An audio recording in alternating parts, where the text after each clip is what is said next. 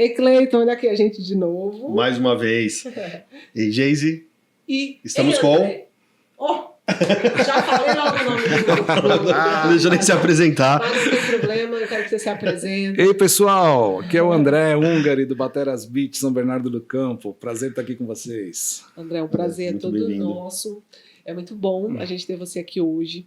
E nós queremos conhecer sobre você hoje e vamos bater um papo leve, divertido. E antes de tudo, eu vou falar um pouquinho sobre o André, né, Cleiton? Porque é muito interessante a história dele. Muito Ele legal. saiu de um mundo corporativo, TI. Você sabe o que é TI? Eu não sei o que é TI. De verdade, eu não sei. Eu acho que deve ser muito difícil. É que mexe com impressora? TI? Eu acho que é. Aquele lá né? que vai, a Mexe gente com fala, impressora. vem aqui, chama o TI para conversar. Era isso Ele mesmo, saiu era desse isso mundo mesmo. corporativo, que eu também acredito que é uma área boa, questão financeiramente. Sim. Porque realmente requer ali uma inteligência. Olha a pessoa que não entende do que é TI falando. E veio para o mundo da música. Isso é muito legal. E também não é romântico, que é uma das frases dele. Empreender não é tão romântico assim. Não mesmo. Então a gente quer conhecer um pouquinho ele. É isso mesmo. Bom, muito André, bom. seja bem-vindo ao nosso bate-papo de hoje.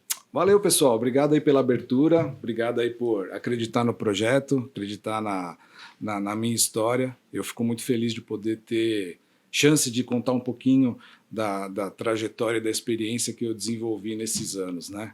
E aí, como a Geisa trouxe, eu sou formado na área de tecnologia da informação, atuei por 25 anos dentro dessa área. E sim, é uma área bastante exigente, a gente tem que estudar muito, e chegou um determinado momento de carreira e de vida que, puxa, eu descobri uma outra vocação, além da vocação de tecnologia, né? Eu sou um cara sempre muito curioso, muito ativo, mas o mundo corporativo me levou para um lugar que eu não gostei. E aí eu comecei a olhar para outras opções, e empreender se tornou uma opção muito viável. Tá, mas me fala que a música. Vamos lá. Onde ela nasceu na tua vida? Foi depois, quando você estava já ali na área corporativa, quando aquilo não fazia mais sentido e você procurou uma forma de sair daquilo? Ou já é desde a tua infância? Você já Nossa. tem contato com a música desde de pequeno? Acho que as memórias mais bonitas que eu tenho estão relacionadas à música, Geisa. Eu sou conectado com música desde que eu me lembro por gente, né? Mas ela se intensificou na época de colégio. Então eu figurei numa fanfarra de colégio, que é infelizmente um movimento que não existe mais hoje com tanta frequência, né? Mas eu tive essa primeira experiência mesmo formal com música nessa fanfarra. Eu figurei por 1 ano dentro dessa fanfarra como trompetista, Então... Legal. que é o instrumento, meu principal instrumento, né? E depois disso eu fui me desenvolvendo como autodidata e sempre consumindo muita música. A minha família, por sorte, é uma família bastante musical, uma família que sempre teve música nos Tem encontros. influências, né? Sim, o meu pai foi baterista, então isso também trouxe um contato mais próximo com a música, né? Além daquela camada de música de novela, né? Vamos dizer assim. Sim. E foi isso, mas aí eu me desenvolvi musicalmente por um caminho meio que autodidata, e quando eu tive esse insight de empreender, eu acabei encontrando uma franquia de escolas de música. E aí juntou a fome com a vontade de comer, né? Eu falei, poxa, eu tenho a experiência musical, eu conheço todos os benefícios pessoalmente, né? Tudo que a música trouxe de vantagem e benefício para a minha vida. Falei, por que não atuar dessa forma, dessa maneira profissional, né? Legal. E aí tô nessa jornada desde 2020, desde agosto de 2020. André, assim, uma curiosidade, né? Hoje a gente tem, né, a opção da internet, a gente tem vários sites, como a gente estava falando, né, aqui em off. Você tem o YouTube, que se você pegar um canal de um músico maratonar, você consegue aprender muito. Como que você estudava naquela época se a gente não tinha internet? Essa questão de ser autodidata, sem o didático, como faz? Como que você fazia? Ainda mais trompete, que é um instrumento que você, né, tem muita... Você utiliza, né, E não é tão comum. Não é Assim, tão comum. Exato. Gente, eu sou zero, eu sou leiga. Né? Porque na época que eu era adolescente, Ah. você tinha uma guitar player, Guitarra, né, para você poder pegar ali umas tablaturas e aprender. Sim. Né? Eu tô uns isso, anos antes disso, né? Mas só Aham. para separar as fases aí. Uhum. Eu toquei trompete por 1 ano, e aí depois eu fiquei afastado da música, sem contato com instrumentos, por 3 anos. Certo. Sim. E fiquei em abstinência, gente. Quem é pô, músico sabe disso. É difícil. Quem é músico sabe disso. E aí, quando eu retomei a música, eu fui para o violão, Uhum. por ser um instrumento mais acessível e mais Legal. prático. E eu fui retomar o estudo com trompete alguns anos depois, já com os meus 40, 45 anos, eu retomei o estudo com trompete e estudo até hoje, né? Aquela memória afetiva, Sim. né? Vamos voltar. É isso. E é meu, a gente vai falar mais disso. Mas para responder para você, Cleiton, na minha época, a gente recorria muito a livros físicos. Né? Então a gente tinha o único acesso que a gente tinha a isso eram em bancas de jornal.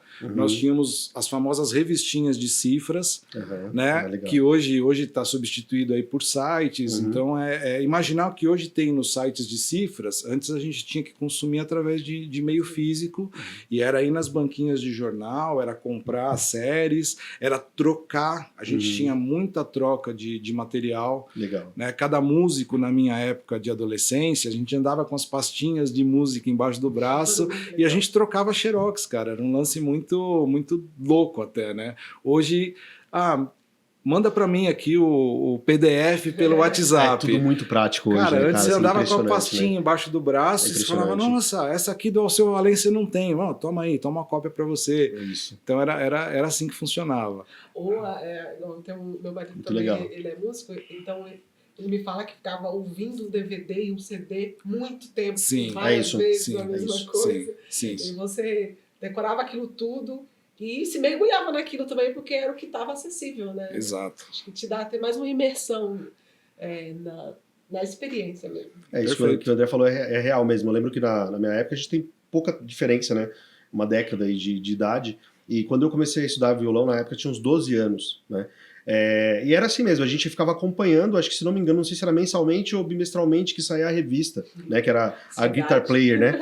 E aí quando saía, um exemplo, saía Edgar Escandurra do Ira. Sim. Pô, aí você tinha 2, 3, 4 solos do cara lá, e você tinha que ficar 2 meses estudando só aquilo, porque você não tinha outra opção. Né? Igual ele falou, se você quisesse, tinha que pegar alguém que era um colecionador, você levava a revista para essa outra pessoa e trocava. É isso né? mesmo. Mas era isso, você acabava ficando 2 meses, às vezes vinha um DVD ou vinha um CD para você ouvir junto aquela música. Cara, você ficava 2 meses ouvindo aquilo, até sair a próxima edição. É impressionante isso, né?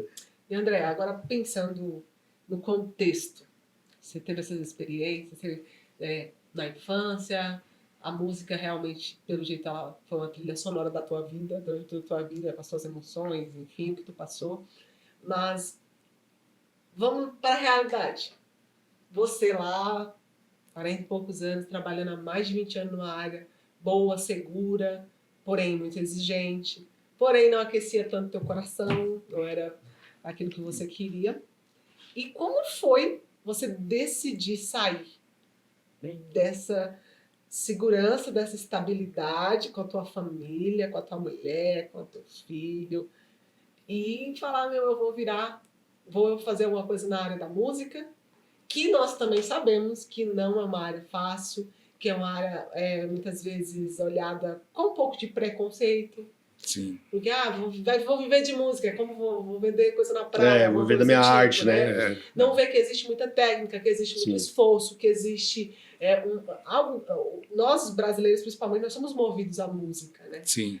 E isso faz parte. Como foi isso? Conta aqui pra gente, que eu mesmo estou super curiosa. Legal. Você falou uma frase aí no início dizendo que eu não enxergo empreender como paixão, como romantismo, né? Não romântico. E eu vou explicar isso agora.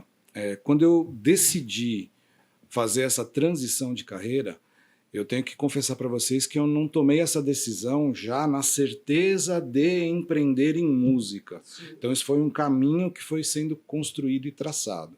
Né? Então eu tinha uma situação de estabilidade, de segurança e também de responsabilidade nas empresas que eu passei. Eu só trabalhei em grandes multinacionais e eu não podia ser leviano de simplesmente em um dia chamar o diretor da minha área e falar, ó, a partir de amanhã eu vou viver o meu sonho de tocar no Luau lá em Trindade. Não foi assim que aconteceu. Mas, no momento em que o desejo de mudança surge, eu comecei a fazer uma investigação interna sobre a autenticidade desse desejo. Então, eu me consultei com profissionais, eu fiz orientação de carreira, participei de palestras, até para eu entender o que era aquele desejo que estava ali me tirando a paz, né? Quando eu entendi que esse desejo era de fato algo que eu precisava, ou que eu poderia investir, aí eu comecei um segundo movimento de criar um espaço, inclusive financeiro, para poder investir nessa nova jornada. Esse espaço ele foi criado, foi construído, de novo, com muita seriedade, muito respeito, consegui fazer Cautela, acordo, né? Principalmente porque eu tenho família, eu tenho filhos, eu tenho pessoas que dependem de mim, então eu precisei criar mecanismos para que, ao investir num empreendimento, eu pudesse garantir o mesmo conforto e segurança para mim e para minha família. Sim. Ok. Feito isso, eu comecei a acessar a minha rede e investigar quais negócios viáveis eu poderia investir.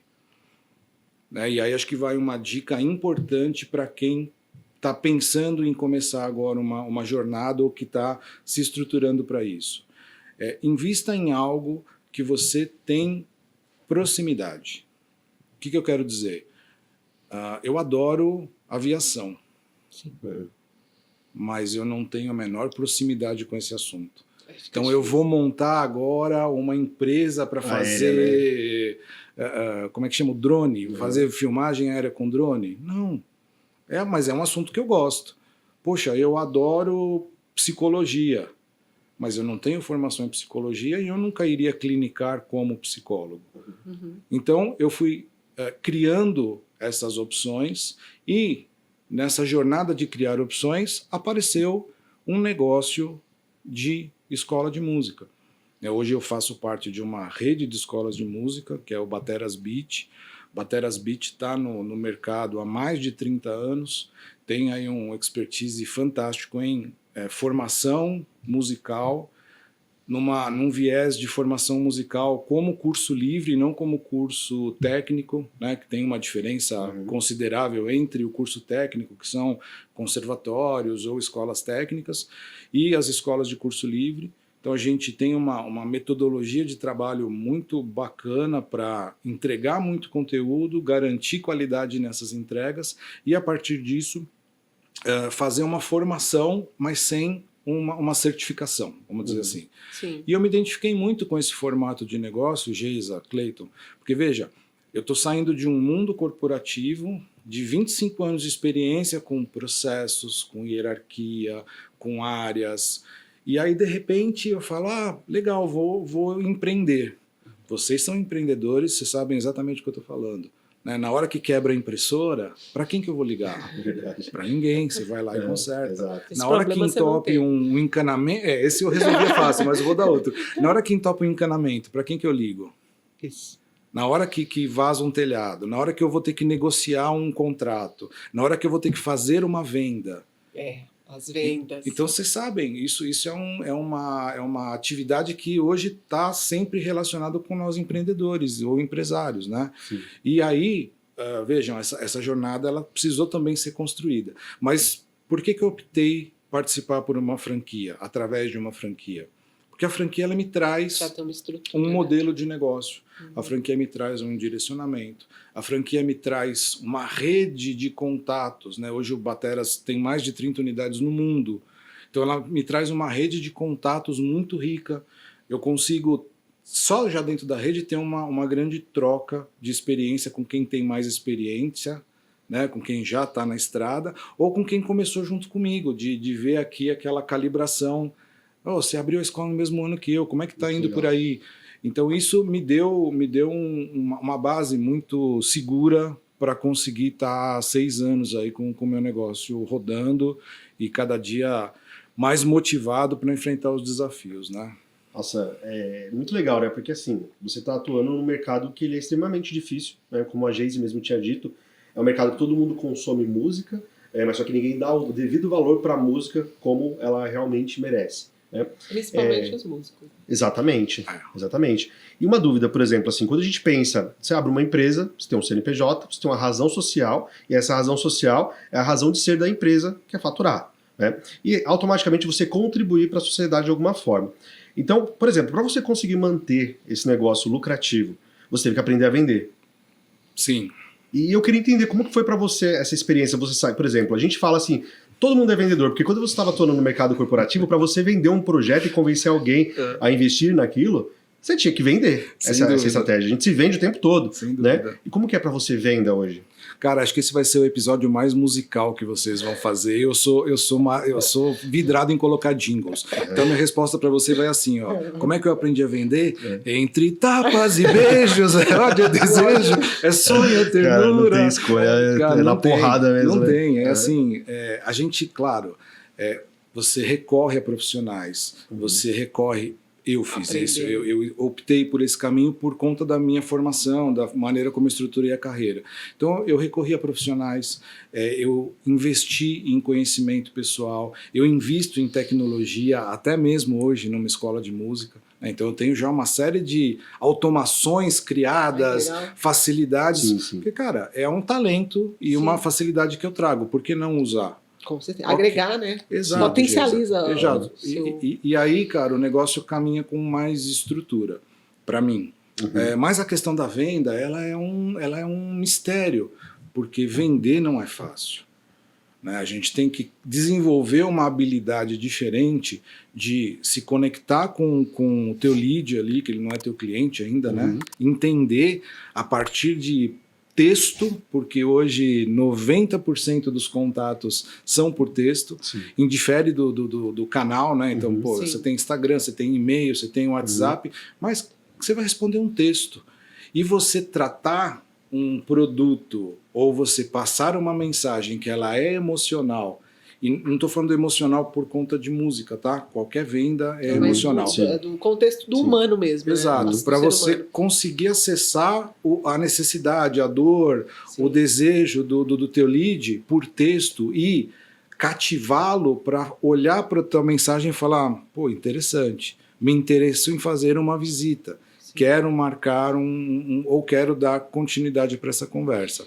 Então isso teve que ser uma jornada aí construída, né? E tenho ótimas referências aí de pessoas que me ajudaram nesse processo, mas de fato eu precisei criar o meu modelo, criar a minha linguagem, criar a forma como eu abordo e como eu consigo traduzir o meu produto, o meu serviço para espelhar a tua necessidade e te convencer ou te sensibilizar a vir fazer uma visita e experimentar isso na prática, né? Conduzir.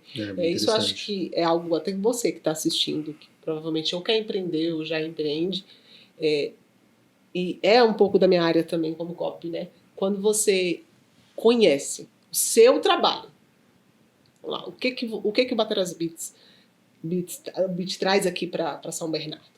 Qual é o seu objetivo como escola? O que você ensina? Aí você para, observa e vê a pessoa. Quem o meu trabalho vai beneficiar?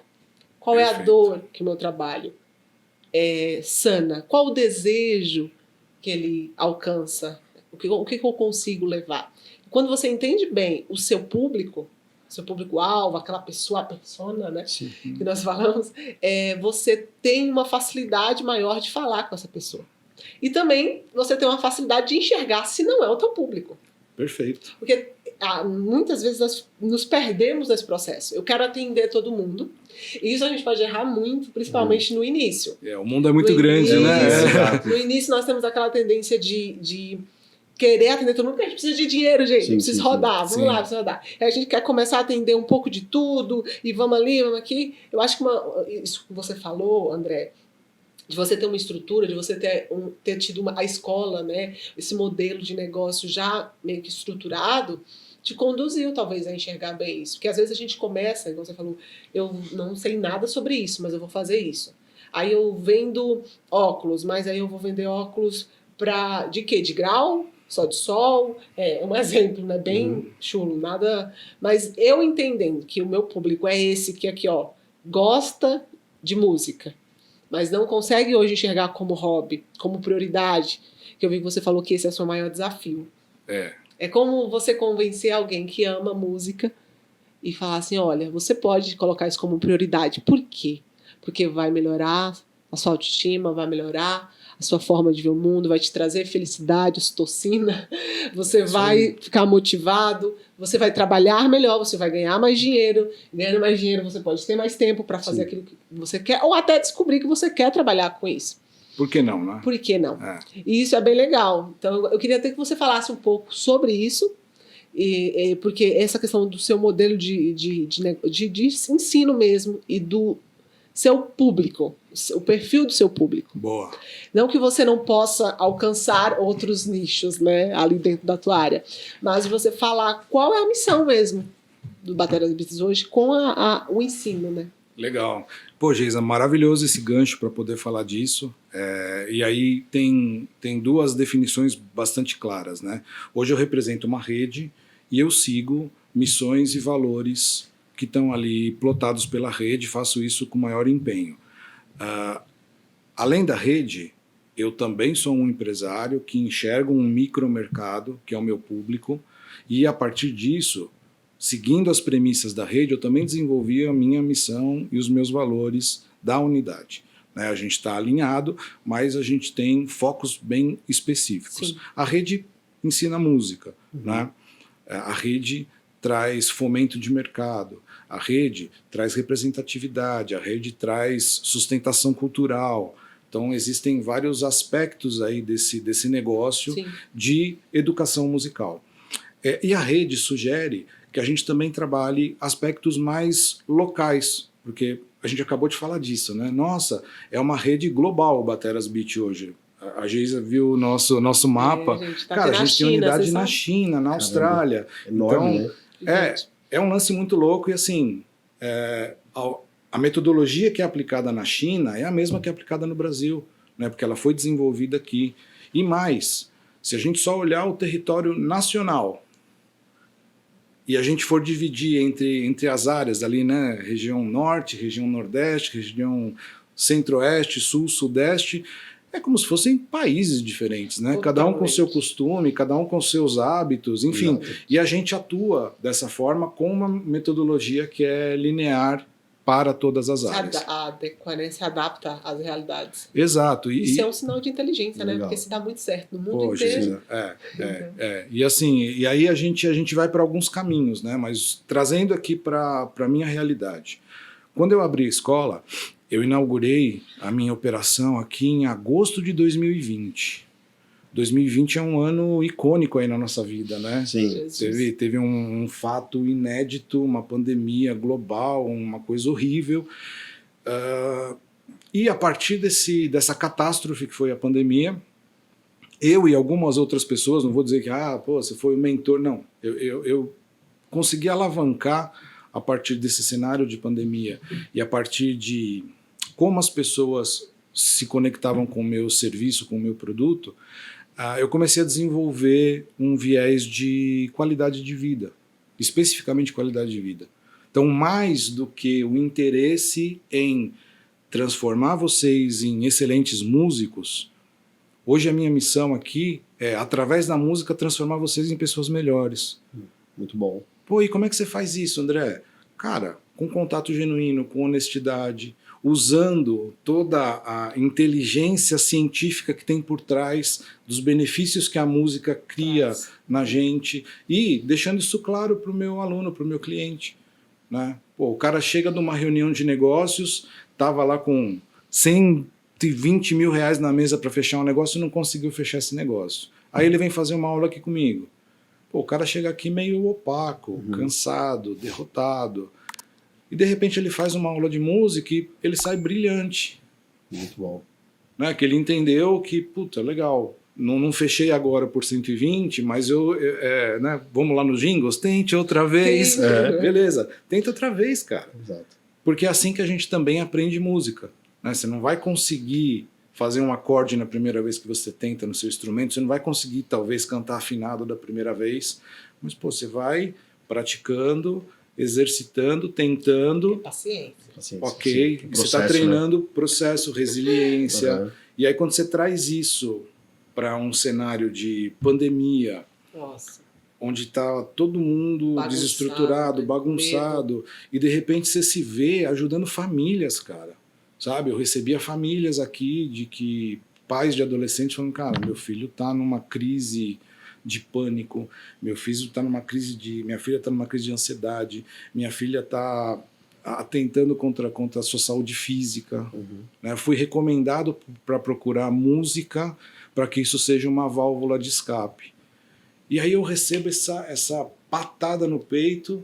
Caramba, E aí, o que que eu faço, né? O que que eu faço, O que eu faço com isso? Ô, né? Geisa, mais do que isso, cara. Sabe o que eu enxerguei? Sim. Eu enxerguei o André, que não fechava o negócio de 120 mil e voltava para casa, e aí ele sentava lá no quarto, antes de falar com qualquer pessoa na casa, pegava o seu instrumento, a minha guitarrinha, tocava ali 40 minutinhos, 20 minutinhos e... Desestressado. Pra Desestressar. organizar aquilo, né? É.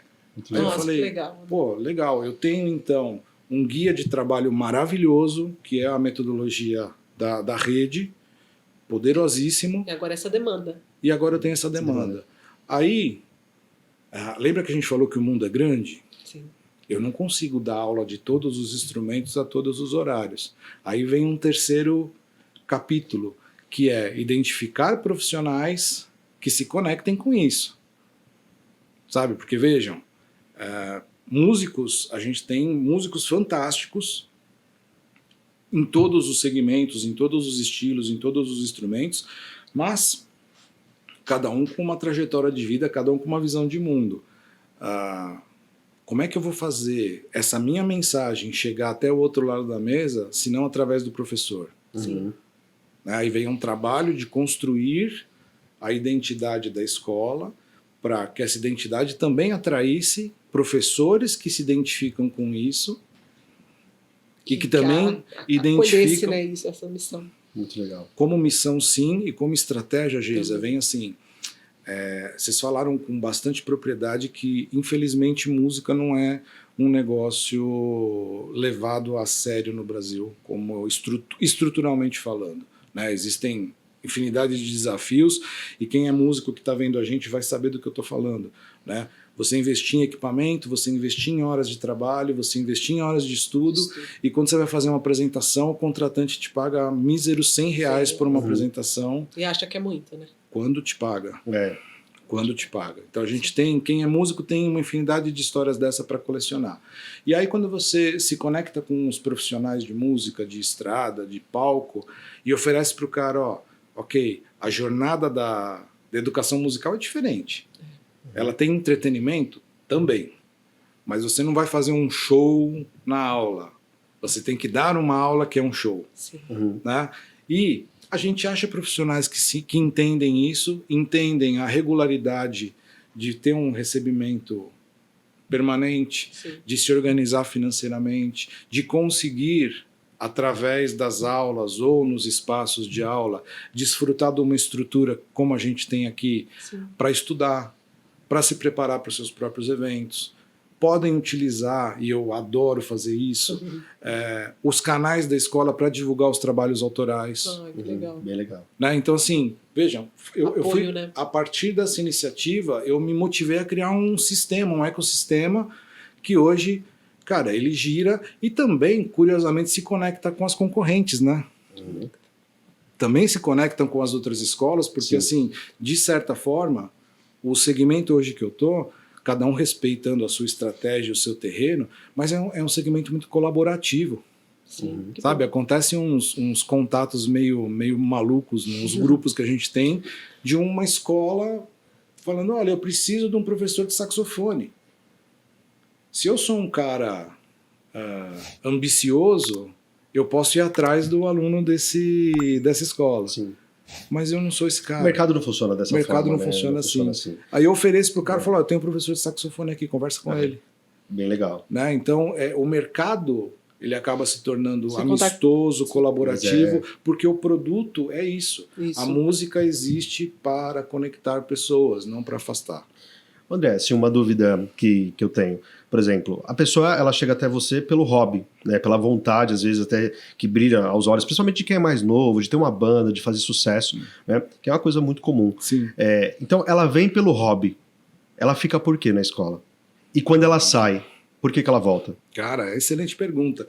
Eu acho que a minha missão é fazer o aluno, na verdade, né, se sentir confortável e entender a jornada dele e captar com ele, né, os ganhos que ele vai tendo durante essa trajetória. Então, eu não concordo em criar mecanismos de retenção que não sejam honestos.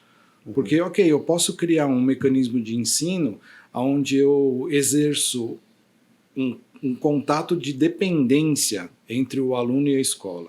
Eu não faço isso, não concordo com isso. Eu crio uma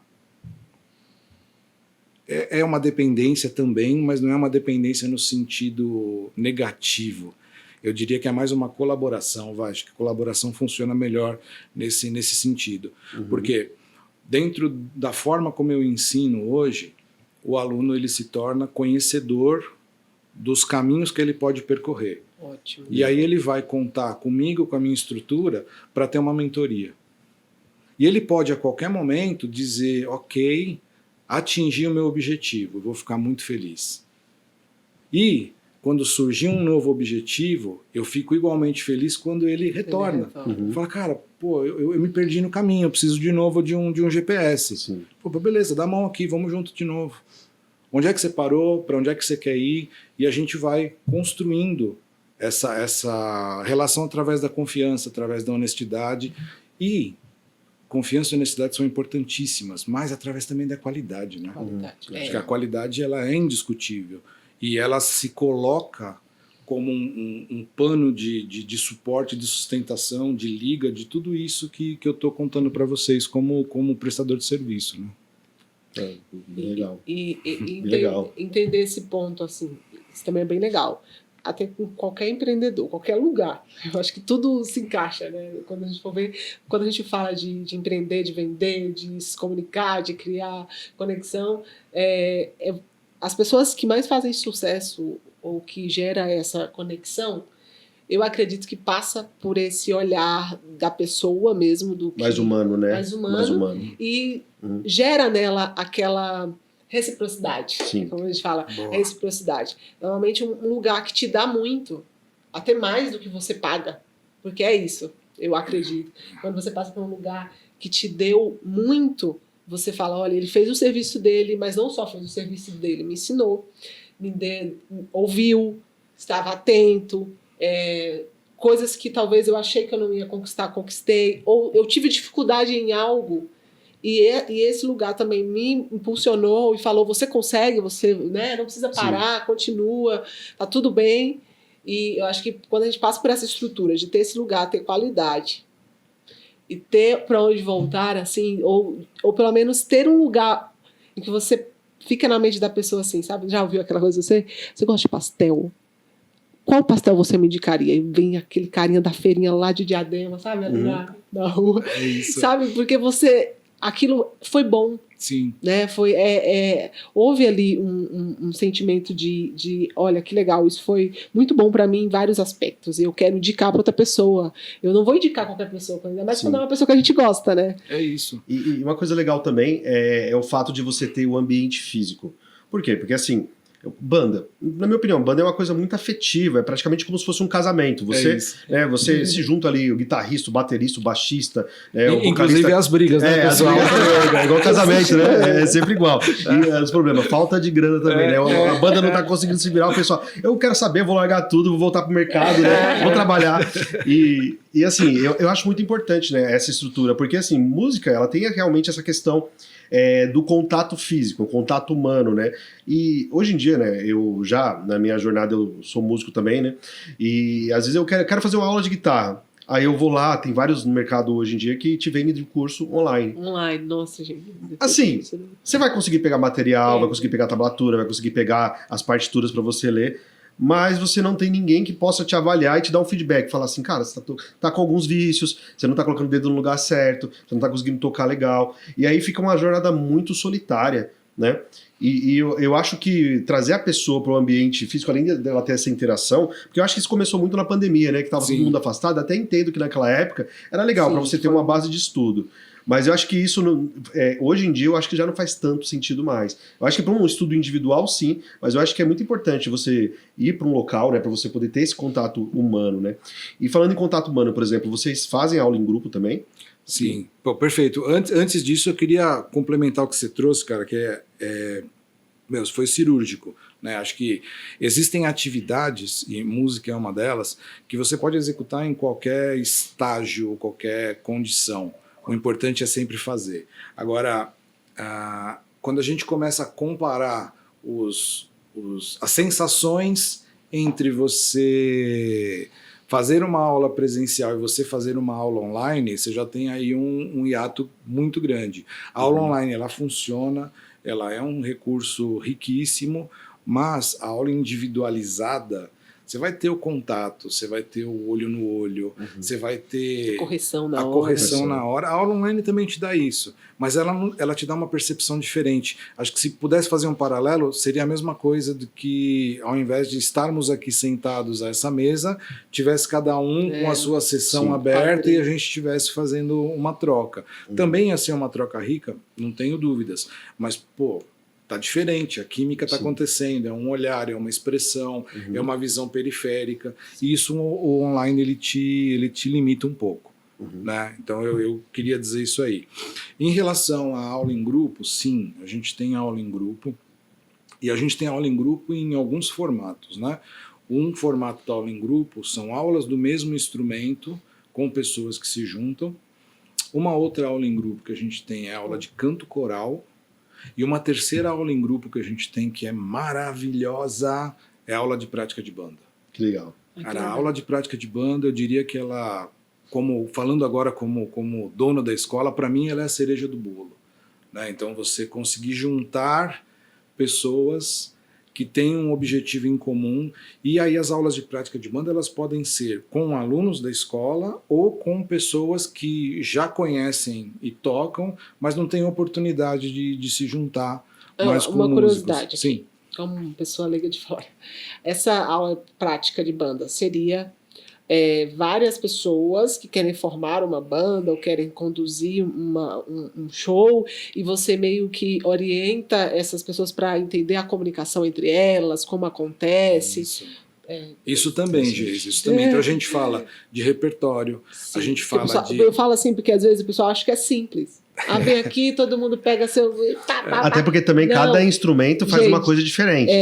Justamente, é isso que eu quero falar. Para levar a sério a questão da música, o quanto os profissionais eles se doam, eles aprendem, e para aquilo acontecer, aquele show lindo que você vê acontecendo, existe uma técnica, existe uma organização, e isso tem que ser falado. Perfeito. Isso tem que ser mostrado. E hoje eu falo, porque normalmente é muito fácil, e aqui não estou falando mal dos cantores não, tá? Porque eles fazem parte da coisa, mas os cantores eles são muito mais exaltados. Porque ele está ali na frente com o microfone, ele está cantando, são os mais convidados para as apresentações, para as entrevistas. Mas o músico em si, ele também colabora diretamente para que o show saia bem. E é isso que é interessante mostrar, que realmente não vai ser uma aulinha que eles vêm aqui para se divertir, que às vezes as pessoas mas se diverte, né? Se diverte, claro. E eu acho que quem é músico tem esse plus, um plus gigante aí na questão profissional, que é você fazer uma coisa que você ama muito, mesmo que você tenha que estudar bastante para isso. É maravilhoso o seu gancho, Geise. E assim, você trouxe um aspecto da formação da banda, e falando em espetáculo, eu vou abrir um parênteses rapidinho, né? Um espetáculo ele é formado pela iluminação, pelos figurinistas, por os coreógrafos. Você tem ali um batalhão de profissionais que estão empenhados em montar um espetáculo, e você vai desfrutar disso por 1 ou 2 horas. Né? Então você tem uma gama de profissionais que estão diretamente conectados com o mercado da música, e assim, fazendo um paralelo, se a gente for ligar os fiozinhos, a escola de música está conectada com isso. Sim. sabe? Porque talvez um daqueles caras que está no palco em algum momento da vida passou por uma escola de música. Então isso tem um vínculo social e certeza. econômico aí importantíssimo. Sim. Agora, falando das aulas de prática de banda, como é que a gente trabalha com isso?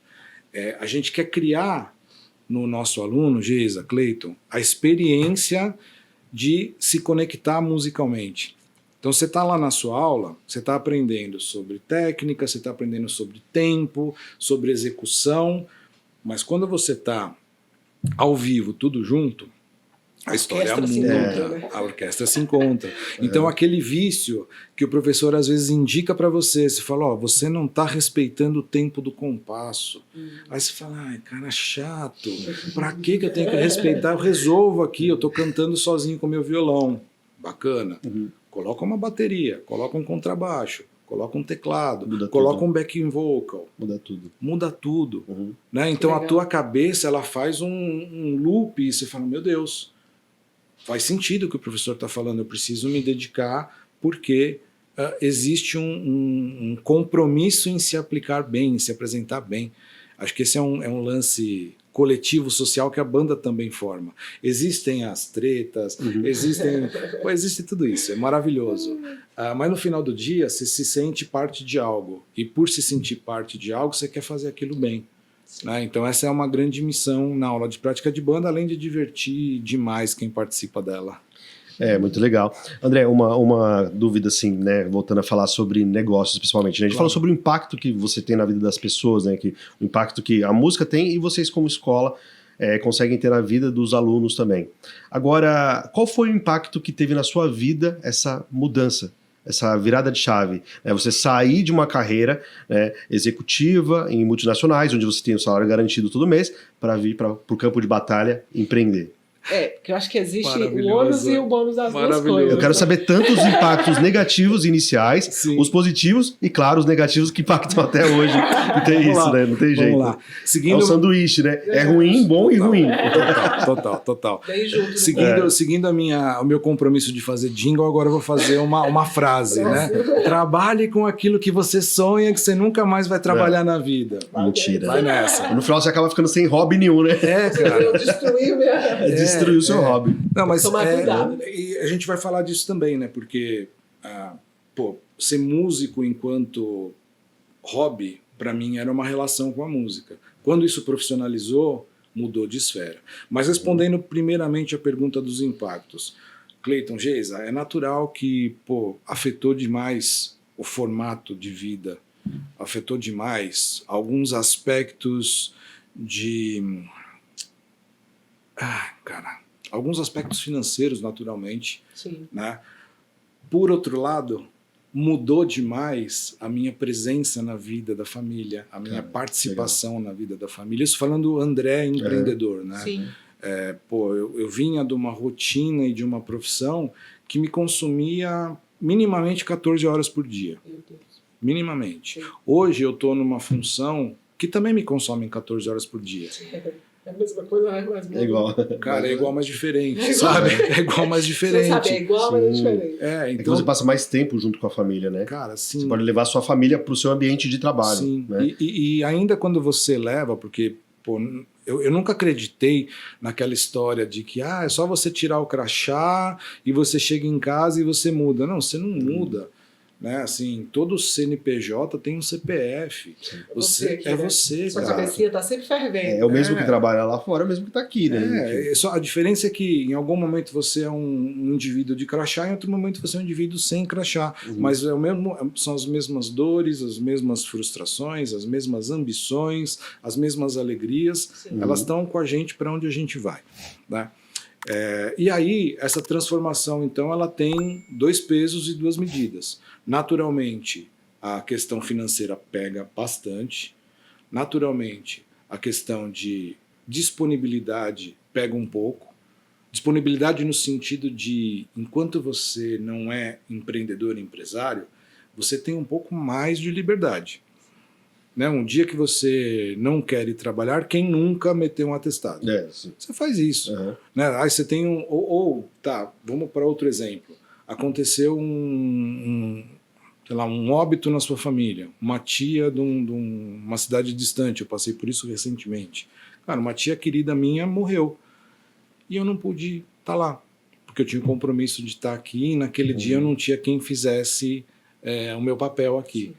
Então eu precisei abrir mão de um momento familiar, tudo bem que não dos melhores, mas eu queria estar lá dando suporte para os meus primos, enfim, e não pude.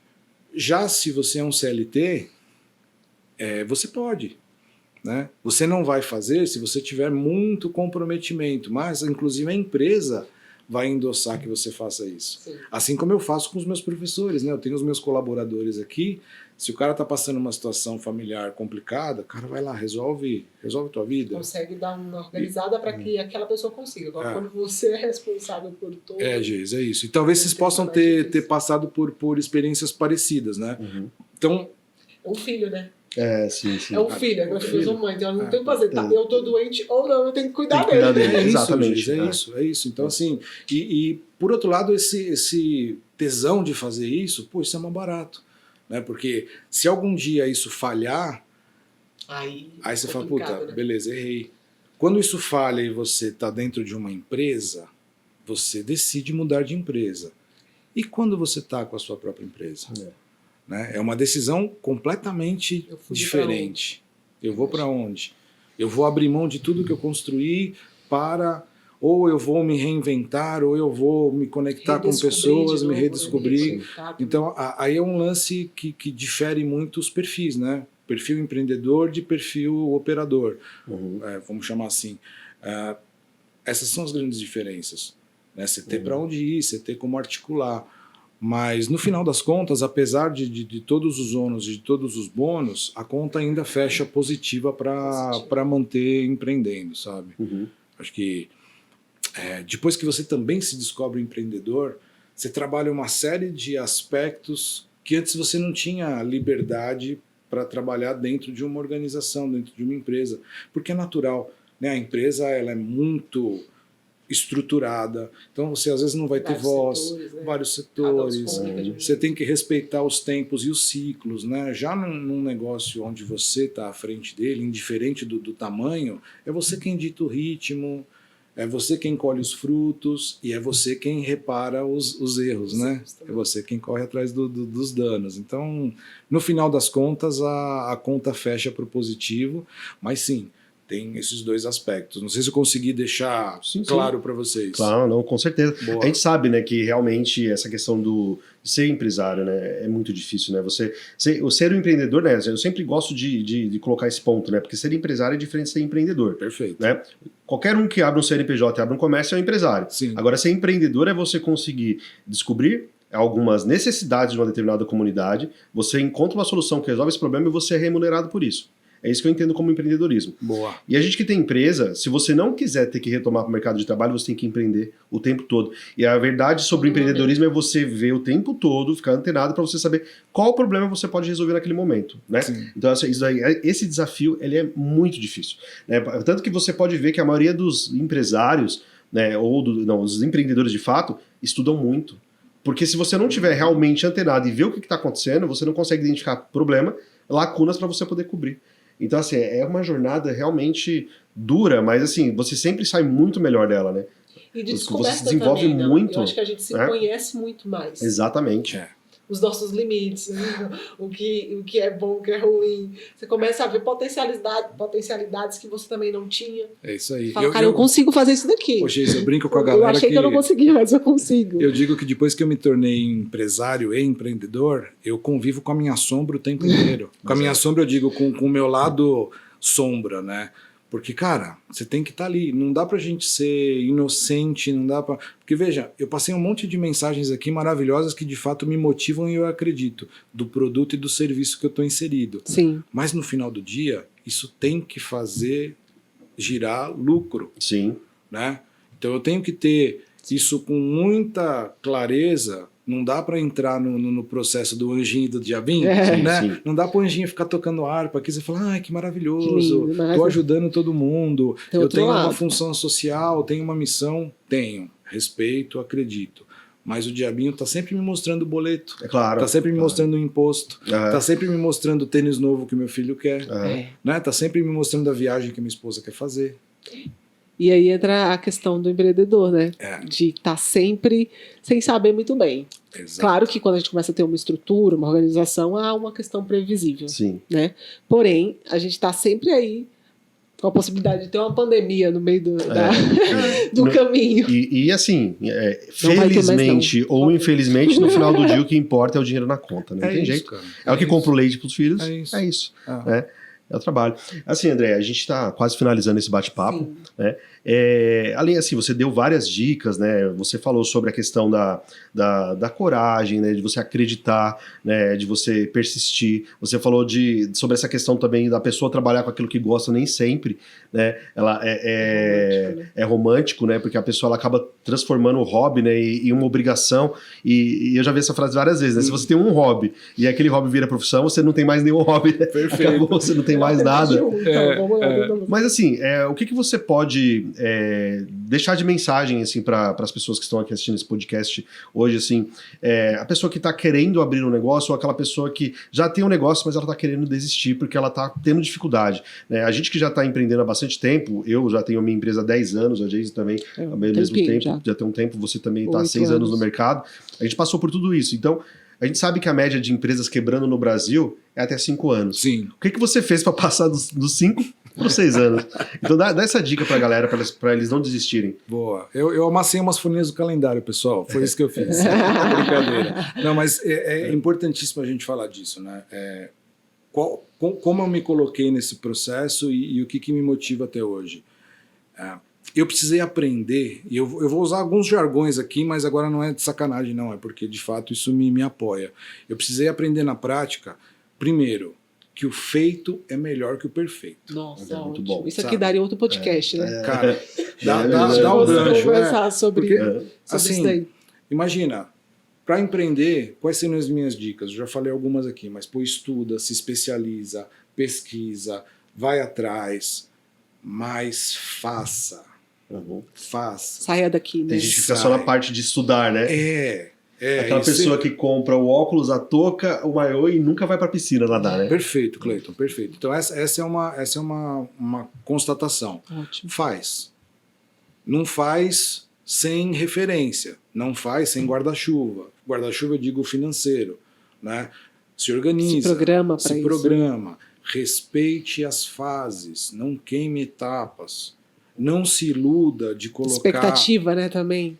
Sim, não se iluda de colocar todos os seus investimentos em uma única aposta. Porque no final das contas, começar a empreender é apostar. Sim. Né? Com a diferença que você é o dono da banca, é você quem vai definir se é o sucesso ou o fracasso. Certo, né? E mais importante que isso cara, sempre se atualiza. Tem a frase lá do Cortella que diz, né, faz o melhor que você pode com os recursos que você tem hoje. Amanhã você vai ter novos recursos, faz melhor ainda, faz diferente. Né? Pô, aparece todo dia, dá o seu melhor todo dia.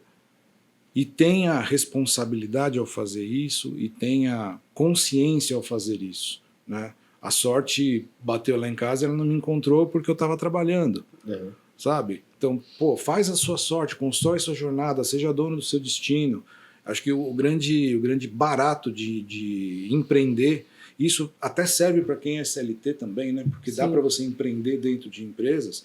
Cara, seja dono do seu destino. E aí, o que você faz ali, né? Isso, Geis. E se chegar a sua entrega, momento... é você que sabe a entrega que você dá. Perfeito. E se chegou num momento que a sua entrega não cabe mais naquele universo, cara, expande. Você não é planta, você não é navio para ficar ancorado. E é isso. Então, assim, essa é o que me motiva. Acho que principalmente, individualmente, foi o que me fez passar essa barreira dos 6 anos.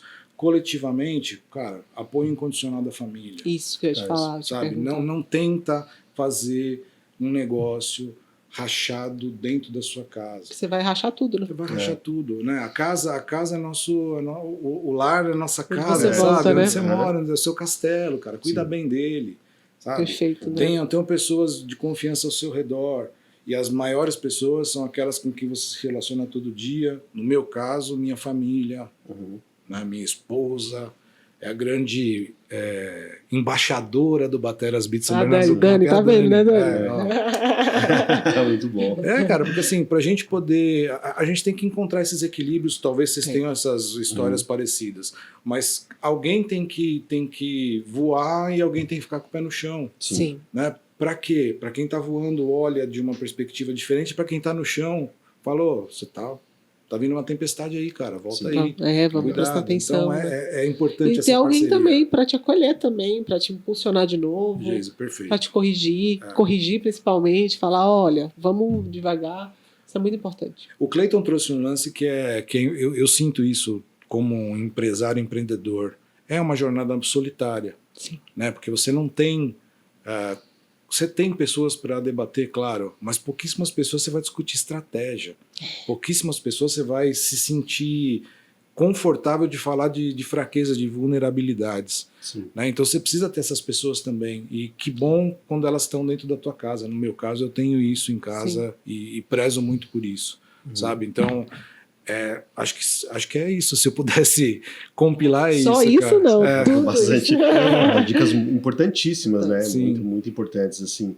É o que eu falo, né? Para reforçar. Eu sempre falo para o André que empreender é uma jornada muito solitária. Ela é muito solitária. Eu digo até a ponto, assim, de coisas que às vezes você fala, poxa, eu poderia colaborar muito mais com a comunidade. E muitas vezes eu me pegava me perguntando, porque assim, eu vim de uma realidade muito difícil, morava em favela, vim de família muito pobre, né? E eu sabia que eu não queria ficar ali, eu queria melhorar. Então eu tinha que estudar e tinha que trabalhar muito para conseguir sair desse ambiente. Eu saí e meus amigos ficaram. E meus amigos nunca me perguntaram, como que você fez para sair? E aí eu falo, cara, parece que o que eu tô fazendo é realmente relevante para aquelas pessoas que ficaram.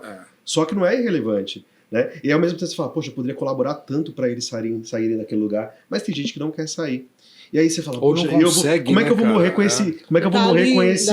limitado àquele espaço. Né? E aí eu penso, como que eu vou morrer com essa questão? Eu poderia ajudar tanta gente, né? Você fica com aquela sensação. Você fala, cara, mas eu não posso compartilhar isso com ninguém, porque ninguém me perguntou. Né? É isso. Enfim. Muito bom. É isso. E é isso. A gente criou esse espaço aqui justamente para ter essa troca. André, foi muito bom ter você aqui. Muito bom mesmo. Que bom te ouvir, que bom aprender com você. E obrigada também, porque o André é um dos nossos parceiros aqui. Exato. Ele que cede esse espaço aqui pra gente, essa estrutura. Então, o teu trabalho está proporcionando isso também. Esse espaço que vai ajudar muita gente a escutar histórias aí que vão impulsionar eles a ir um pouco além. Boa. A encontrarem aquilo que talvez vai aquecer um pouco o coração dele, ou vai dar uma liberdade financeira para sua família, Exato. uma realidade melhor. Então, vamos agradecer também, Cleiton? Claro. Queria agradecer também todos os nossos parceiros, a Ayrton Produções, que está trabalhando com a gente aqui, possibilitando que esse podcast aconteça, de fato. O Bateras Beat, que é o espaço que a gente está trabalhando hoje no nosso podcast, além do Everson, que é o designer que trabalha junto com a gente, são nossos apoiadores agora no começo do projeto, e a gente já convida vocês para seguir o nosso podcast nas redes sociais, né? Então a gente está em todos os perfis, a gente tem TikTok, a gente tem Instagram, tudo @eipodcast, né? A gente também tem esse canal do YouTube. Se você puder, se esse vídeo chegou para você de alguma forma, inscreva-se. A gente sabe que muitas vezes você acaba vendo conteúdo, mas quando você comenta, você compartilha, você curte e você segue o nosso canal, você se inscreve no canal, você acaba colaborando com a gente e colabora também com a nossa comunidade. Muito obrigado para você que assistiu esse vídeo até o final. E, André, fala um pouquinho aqui do lugar, do espaço, convida as pessoas para conhecer também. Ei, pessoal! Só vem. A gente tem, além da escola de música, esse espaço aqui é um estúdio, que é um anexo da escola. Então, se você procura e precisa de um espaço com qualidade de isolamento sonoro, se você tem uma banda, quer fazer um ensaio, se você precisa de apoio para produzir o seu trabalho individual, seu trabalho solo, me procura que eu consigo te ajudar nisso aí.